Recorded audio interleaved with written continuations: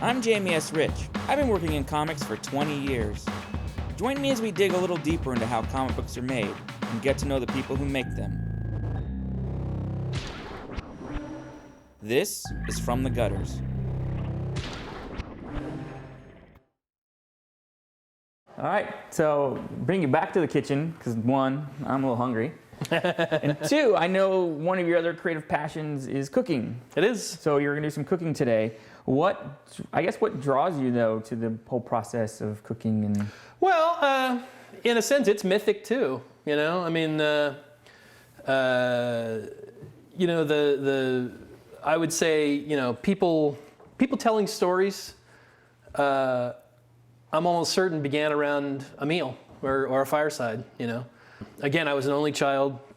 My mom taught me to cook because she was kind of an early feminist and told me that she was teaching me cook so that she would not enslave some future woman to have to cook every meal for me. so does your wife and your mother get along?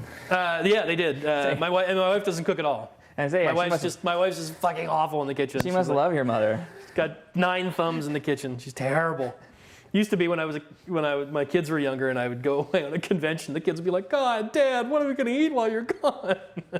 And then they got old enough to realize that meant they were going out to dinner every night that I was gone.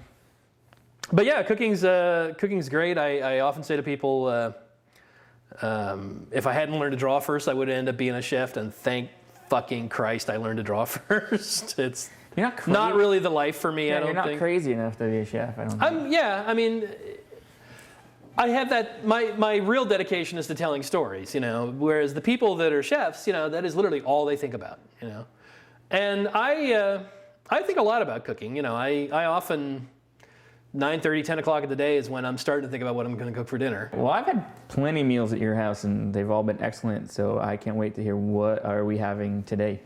Well, today I thought I'd make you some pork chops with a mushroom bourbon cream sauce. Sounds excellent. Anything bourbon for me, it sounds excellent. I'm with you on that, brother. Do you find, basically cooking too, I guess when you're drawing, you need certain tools. Is that process then similar too, of planning ahead, laying out? Oh yeah, absolutely. Yeah, you need to work ahead. You need to not be scrambling all over the place. They always say the key to a good chef is how clean their workstation is. If stuff is scattered everywhere, well, you're just kind of a rank amateur, aren't you? But if you have everything ready and it's all very Zen-like and comes together in all the right fashion. And knives is ones I know chefs always talk about as well. Yep. Do you sharpen your own knives? I do sharpen my own knives. I particularly like this brand. It's called Global. They're very lightweight. It's all one piece. There's no tack-on handle. I was saying, because process junkies love hearing what brushes and what pens people use. Yeah. When do they do that? Do they do that with chefs? Yeah, they do that with chefs, and truthfully, I couldn't give a damn. One of the best lessons I had in art school was one day we were in drawing class, and we had to find something in the room and use that to draw with instead of a pen or a pencil. I took a chunk of paper towel and rolled it up so I was approximating a brush. But it really struck me that to a real master, the tool is irrelevant. And I tried to bring that up in Mage 2, at the end of Mage 2, when Kevin's bat explodes, the wizard tells him, the tool is irrelevant. The tool is whatever is necessary at the moment. It is not the hand that controls it.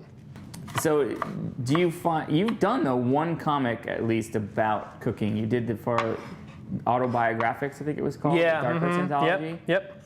Do you ever think about doing more stuff like that? I've toyed around with the idea, but in the end, again, as I said, I'm an amateur cook and I'm a professional comic book artist. Gotcha. Here, for people that don't know how to do this is how you open a clove of garlic. You put it down, you put your knife on the back of it, just give it a slight wrap, and see that? It pops open the skin. You peel off that little nub at the bottom, and there you go. Okay, we got these beautiful pork chops here, and I've actually had them in a brine, which is one way to ensure that your meat stays juicy. You can do it with chicken as well, not with beef. And it's basically a mixture of water, sugar, and salt. And I had them in there for about an hour, maybe about 2 hours. And it just helps those seasonings penetrate deeply into the meat. Whenever you're going to sear meat, you want to make sure the outside of it is very dry. Because otherwise what's going to happen is it's going to hit that hot pan and the water is going to turn to steam, and you're going to steam your meat instead of searing it and getting that beautiful caramelized color on it, which is where all the flavor comes from. It's an effect that the French call fond. So do you find that besides the fact that it continues a creative process to a sense, that when you leave your studio in the day and you come up here and you start cooking, that it clears your mind as well? Oh yeah, absolutely. It's very calming, yeah. So as you can see, I got everything prepped and ready to go here.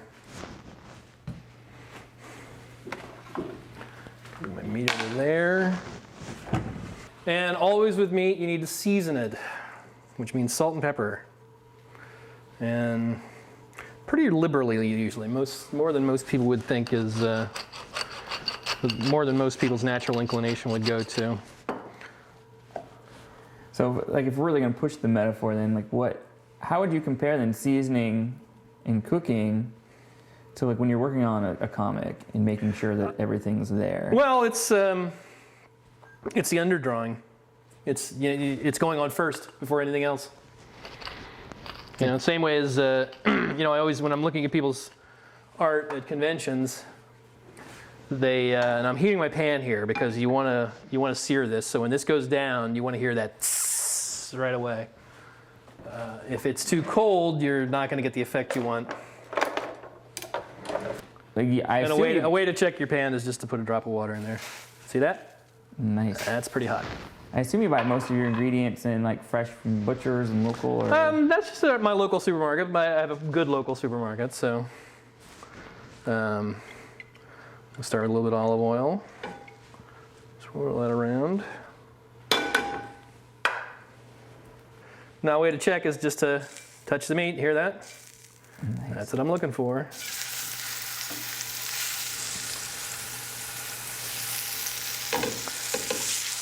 Now, I had one of my first jobs in high school was I was a short order cook at a diner type place. And that wasn't fancy cooking, but it was definitely cooking. And one of the things that teaches you is don't mess with food. When I just put that in there, a lot of people that don't know how to cook, they'd be lifting it up already. Right.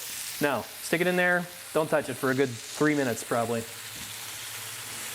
Because you want it to turn brown. You want that beautiful brown. Brown is flavor. So do you have a developed nose? You can smell when things are reaching a certain level? Or? Not with meat. You don't really smell the meat. Although I do. There's an old trick. I don't know if you can see my hand there. There's an old trick for testing meat on the grill to see how done it is. If you touch your first finger to your thumb and then prod the pad of your thumb right there, that's what it'll feel like if it's rare. That's what it'll feel like if it's medium rare. That's what it'll feel like if it's medium. See how it's getting firmer there? Uh-huh. And that's well done. Look, it's like a rock. Wow, I never thought about that. Yep. Never heard that before. So if you look way down there, I can see little bits of brown popping up around the sides. That's that caramelization effect I was talking about. Another thing is when you put meat in a hot pan like that, if you go to pick it up and it sticks, it's not ready. See, and I'm peeking here, and it's not brown enough yet. Needs more time.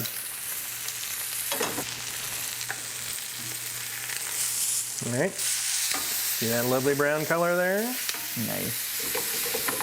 So you've got kind of a family thing going now because your son has started coloring. Exactly, yeah. Has he colored you yet, or is he just He's colored me on the covers for the shadow. Okay. He's coloring the interiors of the shadow for my artist Wilfredo Torres, and he's coloring, I think the guy's name is Matt Trevino on Sherlock Holmes, that's written by Alan Moore's daughter, Leah Moore, and her husband, John Reppion. So was there often times in your house when he was growing up that he was working on art with you, or? Not necessarily with me, but he would always bring me his work and show it to me. I remember you telling us stories about him critiquing your work. Really?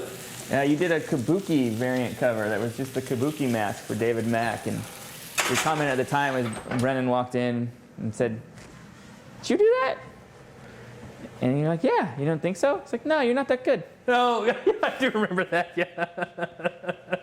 So that was like probably like 97, 98. So now, I'm gonna add a little bit more oil.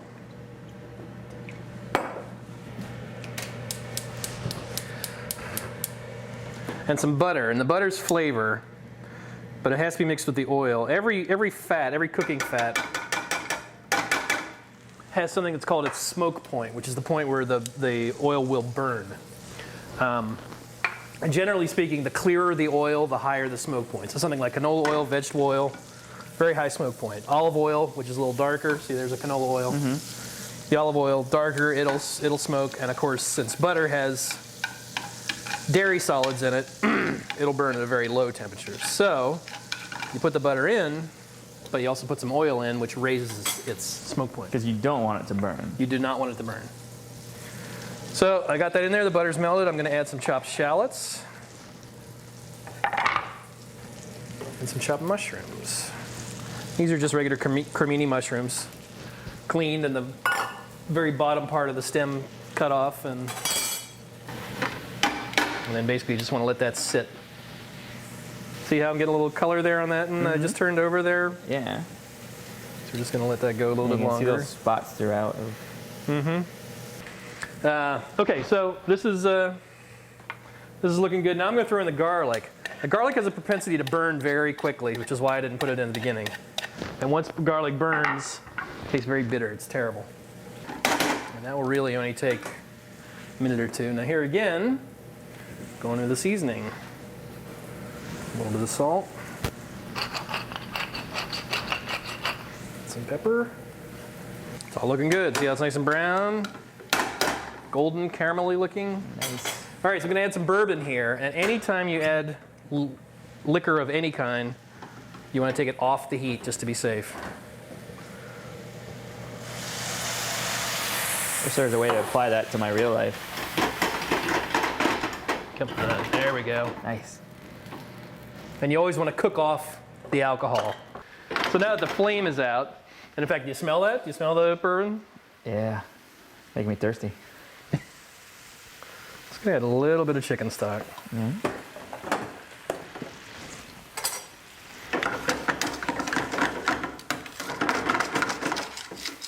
So now that that's cooked down a bit, just get a little dash of cream, kind of bind it all together.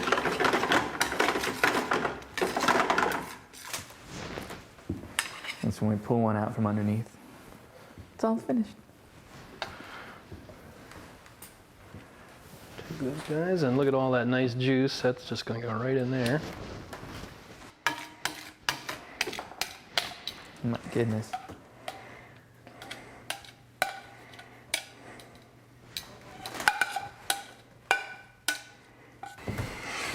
And as a final touch, This is gonna be good. this is some balsamic reduction. This is balsamic Oh, I can smell the garlic.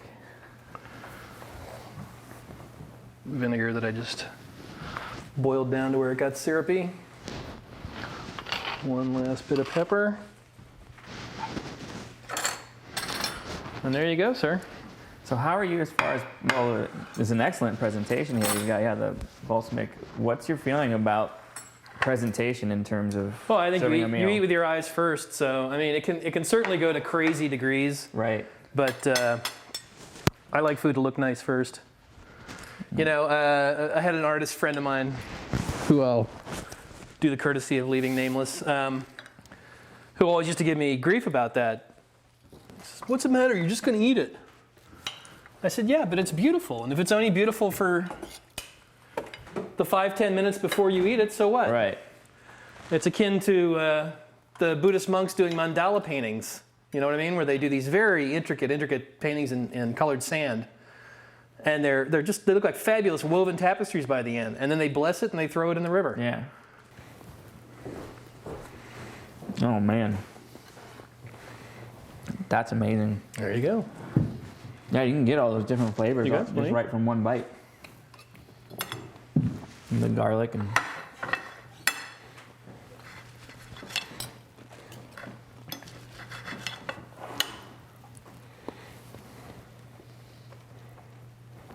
So wait, so you've never made this before? You've never tasted No, I kind it. of made this up on the spot. Let's Yeah, see. so you've never tasted your own. I mean, I knew it would taste good. All those ingredients, how could you go wrong? But most importantly, the pork chop's perfectly cooked, Yeah. and you can really tell the brining. It's so juicy and moist. Yeah, there's a really good tang to it. It basically went from sketch to underdrawing to finish, you know? Well, it's excellent. Thank you for having us out here today. You're welcome. And thanks for this nice treat. It's kind of hopefully we're able to give a glimpse of, the whole process of creation in general, from the studio all the way up to the plate. So yeah, thanks for having us to your home. You're welcome.